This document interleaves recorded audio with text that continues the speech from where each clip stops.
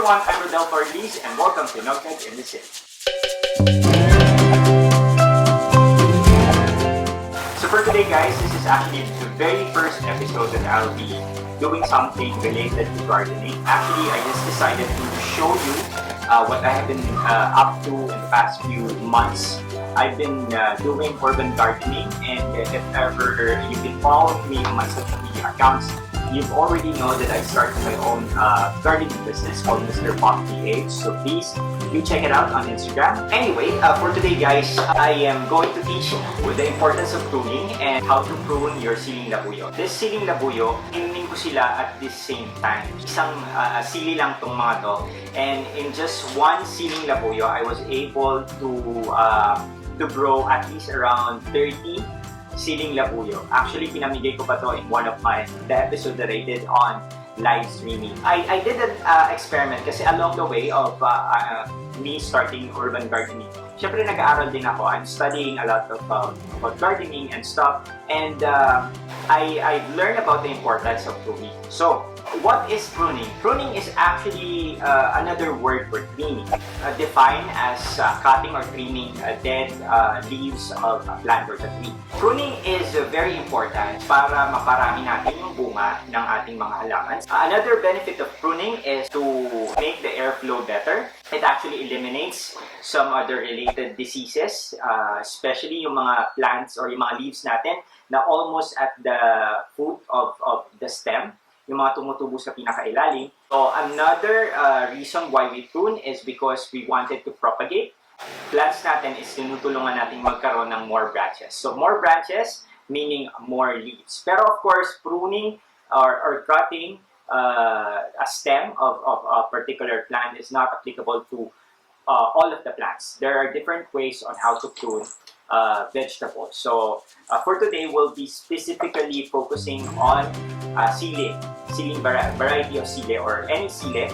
This is actually a full-grown Siling Labuyo, and this is actually also a full-grown Siling Labuyo. So these are the two different sets of Siling Labuyo that I planted at the same time.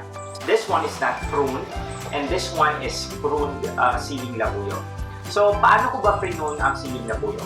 So what I did is when it was already grown and I finally see na yung stem ng ating Siling Labuyo ay mataba na siya and sturdy na siya, what I did is I cut the top part of the Siling Labuyo.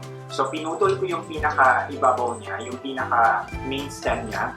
And why did I do that?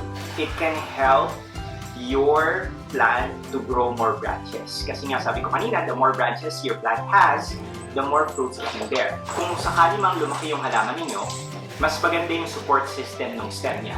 Not like this one, this is the unpruned Siling Labuyo. And as you can see, isang sobrang habang stem lang siya pataas.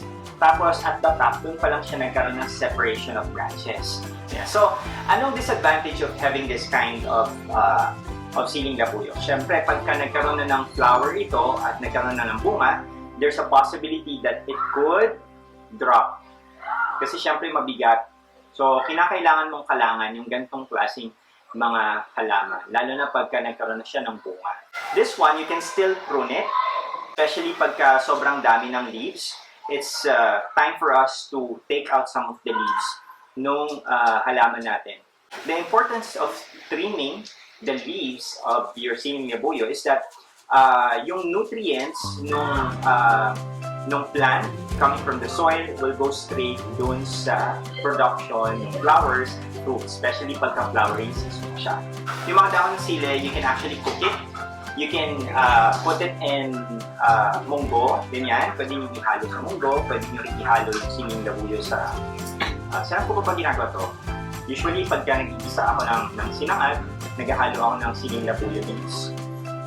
Masarap naman yung leaves nito guys, so hindi rin sayang if ever you're going to prune your leaf. Yung mga damaged leaf, we'll recycle it, put it in our garbage bin. I'm doing decomposing guys, so yung mga leaves na luma, pinagsasama-sama ko sila and I put it in a container. And then eventually, pagka napuno ko na yun, I usually put it in a soil para ma-decompose yung mga leaves.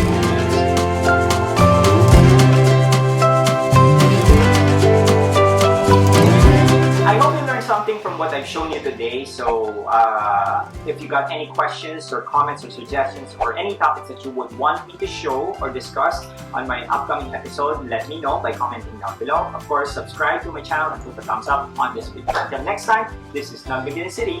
Ciao!